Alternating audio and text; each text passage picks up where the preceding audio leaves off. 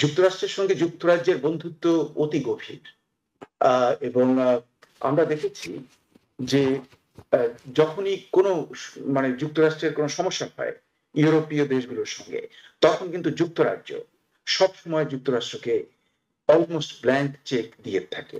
সভা হচ্ছে, ডেমনস্ট্রেশন হচ্ছে, এবং তারা কিন্তু মানে যে গ্রুপটা করছে তারা কিন্তু কিছুটা বর্ণবিদ্বেষী। লন্ডন শহরের মেয়র, সে কিন্তু ডোনাল্ড ট্রাম্পকে খুব পছন্দ করে না। Ultimately at the end of the day আমার মনে হয় না বিশ্ব যে পরিস্থিতির মধ্যে দিয়ে অগ্রসর হচ্ছে, তাতে করে যুক্তরাষ্ট্র মানে যুক্তরাজ্য যদি যুক্তরাষ্ট্রের পাশে থাকেও, তাহলে সেটা কোনো প্লাস পয়েন্ট হবে বলে আমার দৃষ্টিভঙ্গিতে মনে হয়। প্রফেসর ডক্টর মুস্তাফা সরোয়ার, আপনার কাছে জানতে চাই, প্রেসিডেন্ট ডোনাল্ড ট্রাম্প ব্রিটেন যাচ্ছেন তিনি দ্বিতীয়বারের মতো। তার এই সফরটি কোনো গুরুত্ব আছে কিনা, থাকলে কোথায় আছে? এবং আমরা যেটি অ্যাপেস্টানি শুনে বলছিলাম যে সেই কারণে কিছুটা বিব্রতকর পরিস্থিতি তৈরি হয়েছে। আপনি কতটা বিব্রতকর পরিস্থিতি তৈরি হয়েছে বলে মনে করছেন, কিংবা এই সফর থেকে বিশ্ব তো বটেই, আমেরিকার সাথে সম্পর্কের উত্থান পতন, লেনদেন আসলে কি হতে যাচ্ছে? এই যে সফরটা, মানে যদিও মানে রাষ্ট্র মানে প্রেসিডেন্ট হিসেবে উনি দুবার যাচ্ছেন স্টেট ভিজিটে, যেটা খুব রেয়ার কেস, কাজে এই জন্য উনি খুব মানে মানে এ নিয়ে খুব ব্র্যাক করছেন। কিন্তু এগুলো সমস্ত কসমেটিক ব্যাপার, মানে পোশাকি।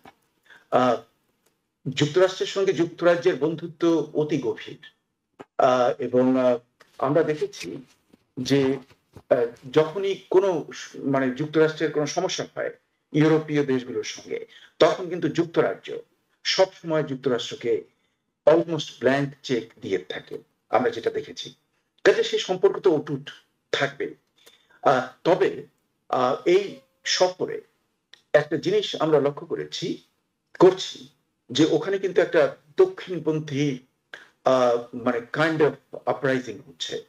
মানে বেশ আগে যেটা অতটা আমরা দেখিনি, বর্তমানে কিন্তু বিশাল মানে সভা হচ্ছে, ডেমনস্ট্রেশন হচ্ছে, এবং তারা কিন্তু মানে যে গ্রুপটা করছে তারা কিন্তু কিছুটা বর্ণবিদ্বেষী।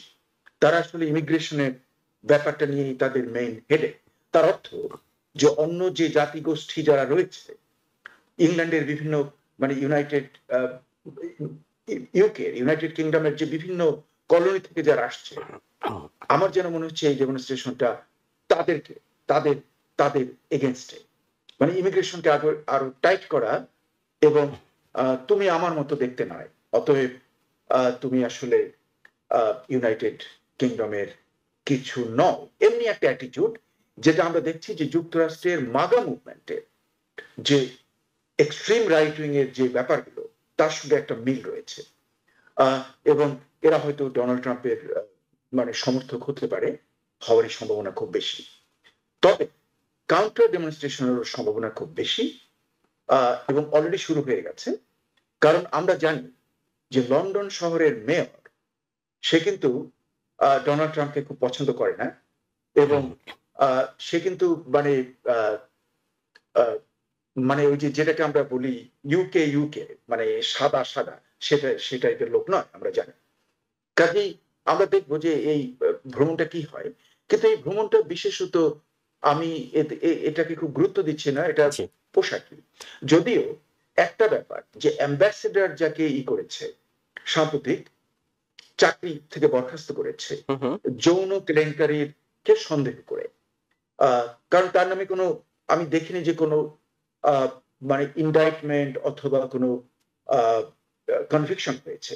কিন্তু যেহেতু অ্যাম্বাসেডর পজিশনটা খুবই একটা গুরুত্বপূর্ণ পজিশন, যেটা একটা দেশের মর্যাদাকে রিপ্রেজেন্ট করে বাইরের দেশে, বিশেষ করে যুক্তরাষ্ট্রের মতো পৃথিবীর সবচেয়ে শক্তিশালী দেশে যাকে পাঠিয়েছে, তার সঙ্গে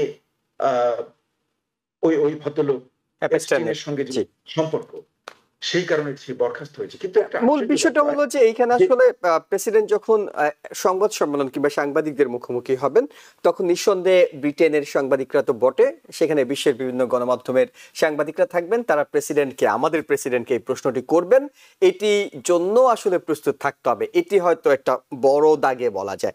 মাহমুদ রেজা চৌধুরী, একটু আপনার কাছে জানতে চাই, যেটি প্রফেসর ডক্টর মোস্তফা স্যার বলছিলেন যে ব্রিটেন তো সবসময় আমাদের বন্ধু, একেবারে জিগিরি দোস্ত যদি বলা যায়, সেটি তো আসলে ব্রিটেন। কারণ শুরুতেই যে কোনো বিষয়ে তাদের সমর্থনটা আমরা পেয়ে যাই, অটো পেয়ে যাই। সে ব্রিটেনও কিন্তু কিছু কিছু জায়গায়, বিশেষ করে এইবার আমরা জানি যে কিয়ার স্টারমারের উপর চাপ আছে, তার মন্ত্রিসভা থেকে চাপ আছে, তার এমপিদের পক্ষ থেকে চাপ আছে, বিশেষ করে প্যালেস্তান ইস্যুতে চাপ আছে, এবং ব্রিটেন খোলামোলাভাবে বলছে তারা প্যালেস্তানকে স্বীকৃতি দিতে যাচ্ছে, ইসরায়েলের ব্যাপারে তারা নানা সময় নিন্দা জানাচ্ছে, যেটি এই জিগরি দোস্ত হওয়ার পরও আমেরিকার নীতির বিরুদ্ধে যাচ্ছে। এবং অন্যতম আরেকটি ইস্যু আলোচনা আসতে পারে, সেটি হলো যে যখনই আমরা দেখছিলাম জেলেন্সকির সঙ্গে সমস্যা ছিল ট্রাম্পের, তখন ব্রিটেনের উদ্যোগে কিংবা অন্য ইউরোপীয় নেতারা মিলেই তো মিলে ঝুলে দেয়ার যে বিষয়টি থাকে সেটি করছিলেন। এই আলোচনা, দুই নেতার আলোচনা তো নিঃসন্দেহে প্রেসিডেন্ট ট্রাম্প প্যালেস্তান ইস্যুটা জানতে চাইবেন কিনা কিয়ার স্টারমারের কাছে, কিংবা কিয়ার স্টারমার ইউক্রেন ইস্যুতে প্রেসিডেন্ট ট্রাম্প কতটা অগ্রগতি করেছেন সেই বিষয়গুলো জানতে চাইবেন কিনা। ধন্যবাদ জুয়েল আপনাকে। ধন্যবাদ আমার আজকের সাথে যিনি ডক্টর মোস্তফা সারওয়ার এই আলোচনায়, ডক্টর মোস্তফা সারওয়ার। আমি ওনাকে স্যার বলে সম্বোধন করতে চাই, কারণ উনি আমার অনেক সিনিয়র, ঢাকা বিশ্ববিদ্যালয়ের টিচার ছিলেন, যে বিশ্ববিদ্যালয়ে আমি একসময় ছাত্র ছিলাম। মোস্তফা সারওয়ার স্যার কথা আমি শুনেছি, কিন্তু ওনার সাথে আমার কখনো বসার সৌভাগ্য হয়নি।